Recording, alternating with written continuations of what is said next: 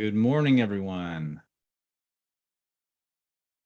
Good to see people from all over the country logging in. Thank you so much for coming. Welcome to the Peaceful Leadership Summit. This is our first time doing this, so very excited to welcome you all and to hopefully do this on an annual basis.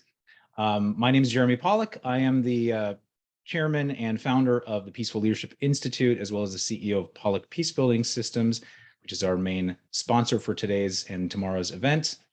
I am going to do a quick introduction to workplace peace building and an overview of peaceful leadership theory.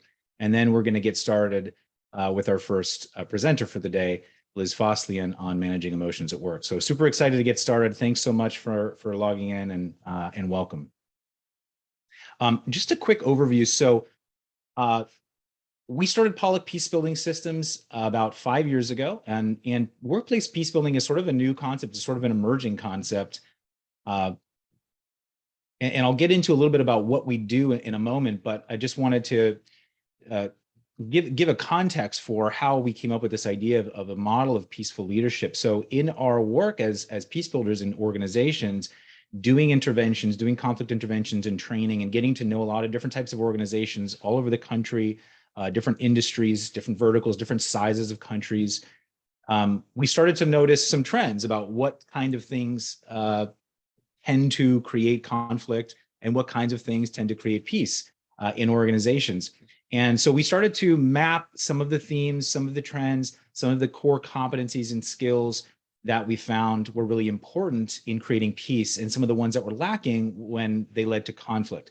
And that's how we came up with this idea for peaceful leadership theory. It's a model of leadership, kind of similar to other models of leadership, but are really focused through a conflict management lens. But how does someone become a leader who is very sort of peace-oriented, but also obviously productivity-oriented, engagement-oriented, someone who really knows how to have difficult conversations, manage conflicts when they arise, because they will arise regularly in organizations, and we have to know how to be creative and opportunistic with conflicts, rather than let them go into unhealthy or destructive areas of our organization. So that's kind of how peaceful leadership arose. And I'm going to present my screen in a moment, and I'll get into a little bit about the theory and about workplace peace building in general. So again, welcome to the summit. So glad to have you. And I will share my screen.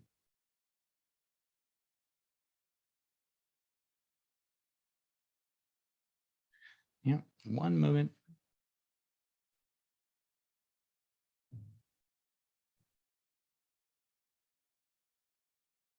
Okay.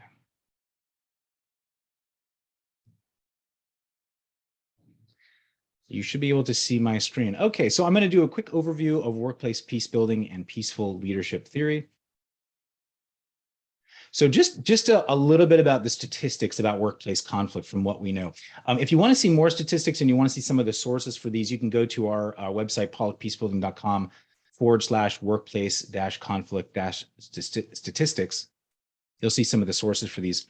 It looks like 85% of employees experience some kind of stressful conflict. I think 100% of employees will experience conflict, but it doesn't have to be necessarily stressful. It could be just problems to solve. But about 85% report having stressful or unhealthy conflict at work. 51% of the US workforce are currently looking to leave their jobs. This was a few years ago, a Gallup poll, but it's somewhere around half of the workforce are kind of thinking about, am I going to leave my job potentially because of unhealthy conflict at work? 49% of workplace conflicts happen as a result of personality clashes of people reporting like ego clashes, essentially. So these are interpersonal dynamics, not task related. These are relational related conflicts. There was a study done in 2008 by CPP, and they sort of calculated, I mean, this is a hard number to come up with, but they sort of calculated from the number of hours lost in the US from reported, sick days, people in terms of how many people reported spending hours dealing with conflicts at work. They calculated this total of about $359 billion in lost annually in the US due to conflict. This is lost hourly wages that are spent on conflicts rather than on people's jobs. So it's kind of an interesting number. The cost of replacing a mid-level employee is about 150% of their annual salary. And this is a really important thing to keep in mind. So many people, They try to spend money trying to solve problems, solve conflicts at work because it's so expensive to replace people, especially when they're in a managerial position. And the average cost to a company for a defense and a settlement when people get sued, when organizations get sued, is about 160,000. That's on average. And there's a lot of, there's a lot of companies that will have to spend that just in defense, not even in the settlement, but just in the defense. So really important statistics to keep in mind when we're talking about building peace in workplaces. It can cost a lot of money to have destructive, unhealthy conflicts at work. Some of the impact and the outcome that culture and leadership have, this is well-studied stuff. You can look at a wide range of literature that looks at the direct impact on employee engagement that an organizational culture has or leadership has in an organization. It has a direct impact on retention of employees, on the bottom line, on revenue, on innovation from the company, and on general productivity. So effective leadership, a healthy culture really has a positive impact on these things. A negative culture, ineffective leadership really has a negative effect on these things. It's been shown in a wider range of literature. And something that we've seen in our work, in about 90% of the workplace conflicts that we intervene in, and we've intervened in hundreds of conflicts all over the country with all kinds of different types of organizations, we constantly find that ineffective leadership leading to some sort of culture where these types of conflicts can emerge has really been shown to play a great role. So it's really important not just creating peace in the organization, but having leaders that understand what it means to create peace. And so that's one of the reasons that we do a lot of training with leaders. So I'm going to talk really briefly about what workplace peace building is. So peace building, we took this idea of that was used in international peace building efforts, and we kind of transformed it for the American workplace and really the Western workplace. So peace building in general, if you look at sort of the intercultural or international peace building work, they're doing things like conflict analysis, de-escalation trainings, restorative practice, restorative justice, restorative circles, group dialogue facilitations, mediations. These are all normal practices for traditional, quote unquote, traditional peace building work. And it's the same stuff that we do in the workplace and organizations. We bring all this stuff in. The thing that we get to do that's unique in the workplace is something that's a little bit not done as much in the international communities, because we get to work with people on a longer term basis. Sometimes we do a lot of coaching, one-on-one coaching, skills enhancement. We help them with self-care and wellness practices. We help them build skills and capacities around building trust and rapport and multi-partiality with coworkers or people that they're leading that are in conflict. So coaching is a really big part of something that workplace peace building entails. And then leadership training, of course. Leadership training, lots of companies do leadership training, some don't, unfortunately. But one thing that we do a lot of conflict resolution and de-escalation training for leadership.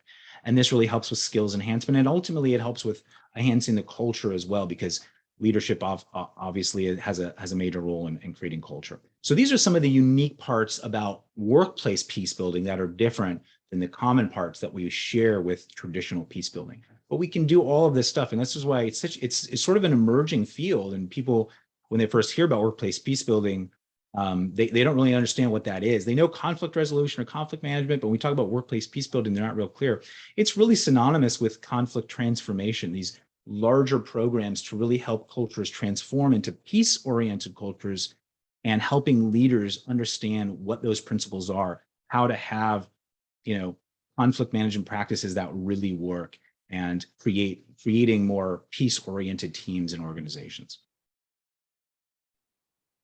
So where does peace start? This is something we have to ask ourselves when we're doing workplace peace building. Do we look at the organization? Do we look at individuals or leaders? Where does it start? And really, it's a top-down and a bottom-up approach. So on a top-down level, it starts with leadership. We know that culture is transformed by leadership. Leaders have a really big impact on the way that their culture is. If leadership's not on board with creating certain types of engaging, productive, peace-oriented cultures, the culture is just not going to get there. So it's really a top-down approach is really important, as well as a bottom-up approach. Individual minds create culture.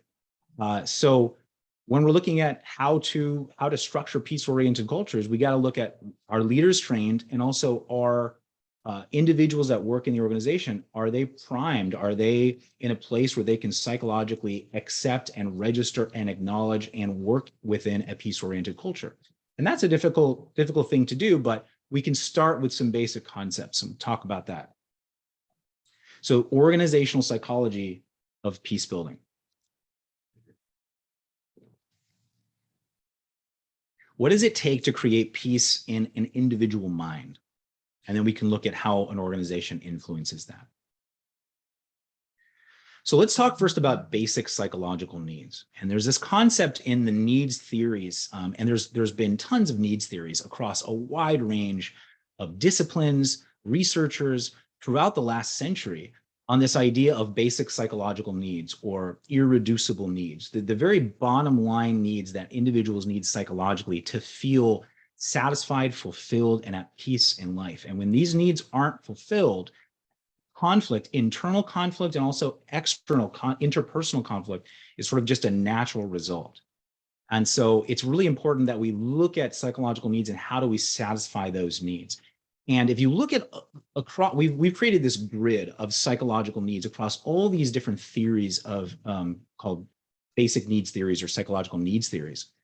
And we really come up with these 6 basic needs, 6 psychological needs: security, autonomy, belonging, sense of belonging, affiliating with a group, positive identity, a positive self-concept, feeling good, self-regard, positive self-regard, growth. So this feeling of I'm able to grow and progress somehow in my life. Doesn't matter in what area, just some feeling of like I'm growing, I'm learning, I'm progressing in some way. And stimulation, feeling engaged, feeling stimulated in life.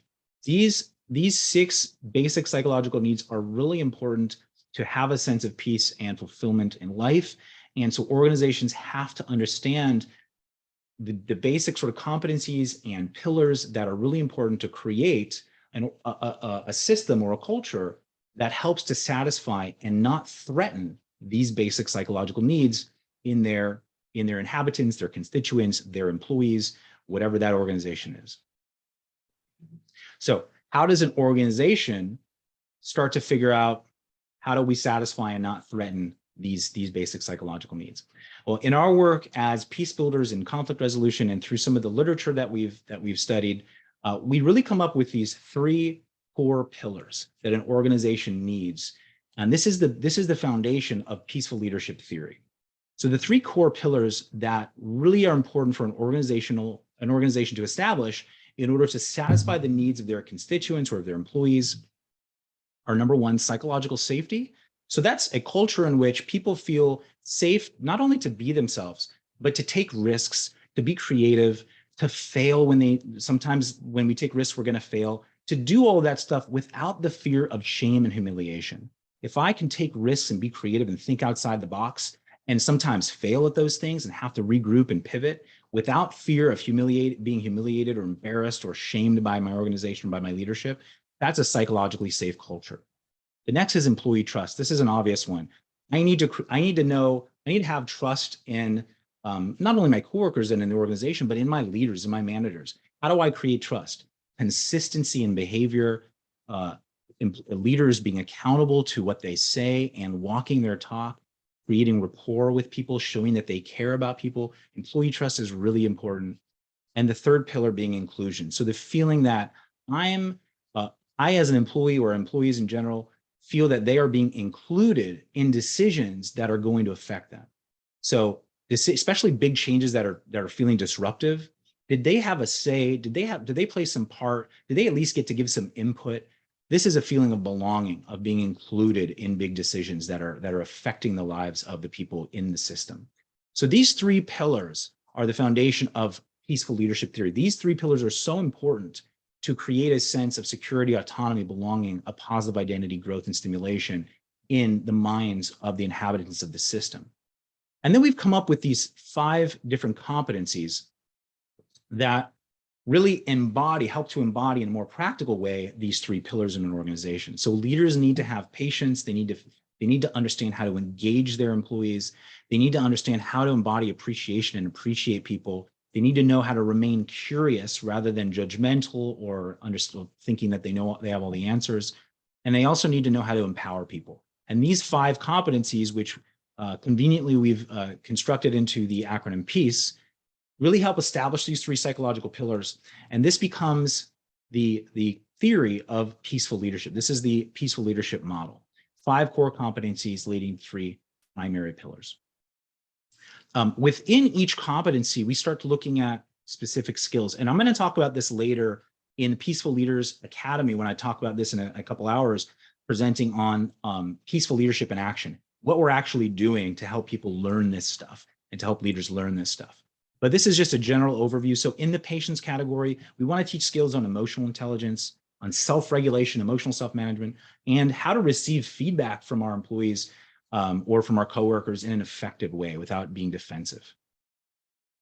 For engagement, we want to know how do we align people's missions with the organizational mission? How do we get them engaged with the mission of the organization? And how do we lead from a coaching perspective? How do we become coach leaders? How do we look at people with a strength-based mindset? So if we have to give people feedback, how are we doing that from a strength-based perspective rather than a weakness or some mindset where we're looking just at what people are doing wrong? I also want to know how to give employee reviews in a very effective way. From the curiosity competency, I'm looking at things like de-escalation skills. Remaining curious, super important for de-escalation skills. Delivering feedback, another place that's really important to stay curious. It's how do I deliver feedback and get some feedback during that session and make it collaborative and curious.